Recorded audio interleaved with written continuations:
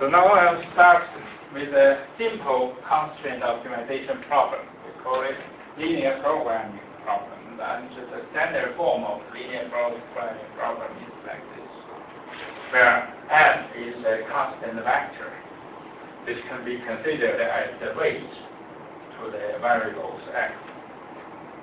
And also we have inequality constraint and equality constraints. And also we have the minimum values for x and maximum values for x. So this is the standard form of linear programming problems, because the objective function is linear and the constraints are linear. So we call it linear programming problems. And you may ask a question like this: if you have a certain constant like this, how can we tackle with it? It should be quite easy if we multiply both sides by -1, and we can rewrite the original problem into a less than inequality. So from now on, we should use the less than or equal to inequality other than the other type of inequalities.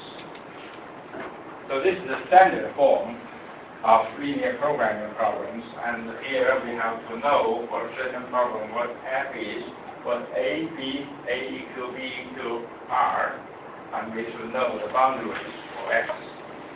Then we can call a function to solve this kind of problem. And for this kind of problem, in Matlab we have several sentences to code. For instance, if you only have a and c constraints, then you can call the leapfrog function easily using this command. And if you have equalities, then you have to use this command. And if you further have boundaries on x, then you have to put boundaries on as well. So these are all the working syntax for solving the problems. And also we can use a complicated form like this, which returns several important arguments. First is the optimized x, and then is the optimized objective function. And then the flag, if flag value is larger than 0, then we say that the result, the solution is successful. It seems to be quite abstract. And then I shall talk this through an example. Now let's consider an example like this. For this example, we should recognize from the objective function what f is. M should be the coefficients, -2, -1, -4, -3, and -1. So this is the f vector. In mathematics, it should be a row vector. Actually, in Matlab, you can use the row vector as a column vector. It will act the same. And then we should find the A and B matrices, because for this example, there isn't any equality. There isn't any equation constant. There's only inequality constant here. So for A matrix, for the first one, for the first inequality, we should have 0, 2, 1, 4, 2. For this term, we should extract the coefficients out first. And then for this one, we should have 3, 4, 5, -1, -1. So this should be the A matrix.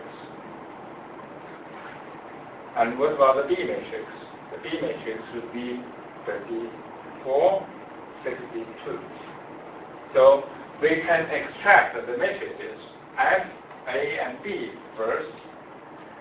And for this particular example, we do not have AEQ and BEQ. So we can assign them to empty matrices.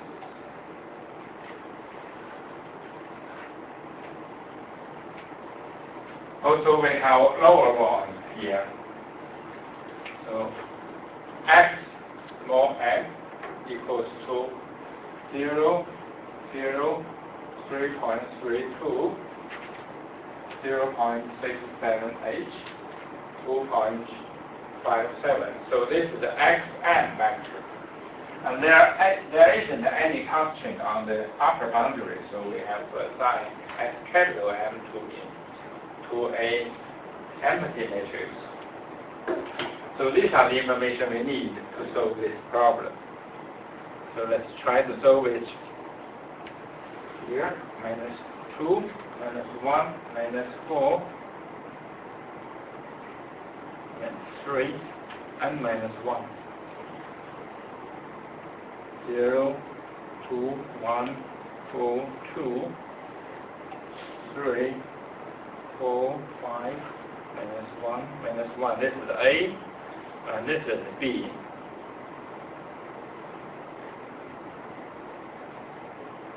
And also we have xn equals to 0, 0, 3.32, 0.678, 2.57. So these are the information we need, and then we can solve the problem. F, A, B, AEQ is empty one, and BEQ is empty one. So X small m. And we can stop here. It should be okay. We do not have to define X capital M. And then we should have a solution to the original problem. So if you can organize, if you can recognize all the vectors and matrices, you can solve the problem exactly. So these are the commands I actually use. I have it myself.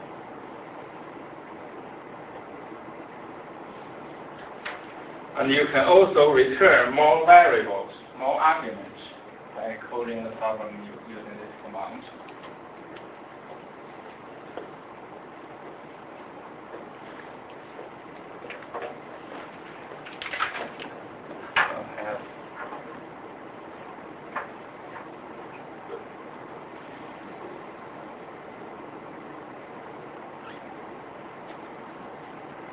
Finally, we should have exactly the same result, but we have also more information.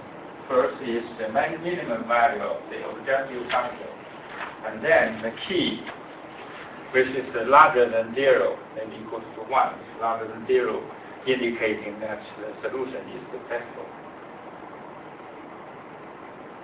So these are the commands we should use to solve a standard linear programming problem.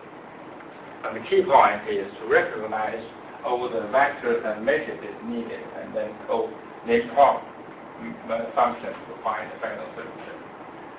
And again, we can consider another problem like this. And in the problem, we can easily extract the coefficients of the objective function, then multiply it by minus 1, because this is a maximization problem. We have to convert it into a minimization problem. So we have to multiply the coefficients by minus 1. And then we can establish A and B matrices. And again, in this problem, we see that this is greater or equal to 0 constant. We have to multiply both sides by minus 1 and convert it into less or equal to sign. And we can extract the AB matrices from this. And also we can see that all the lower boundaries for the X vector should be minus 5. We can establish them easily. But now, what is the upper bound? X capital M, what is it? We know that from the constant, we know that one of them, the third value, is 1. That's no problem about it. So what about the others? The others should be infinity. So we can create an upper bound vector like this. And then we can code the program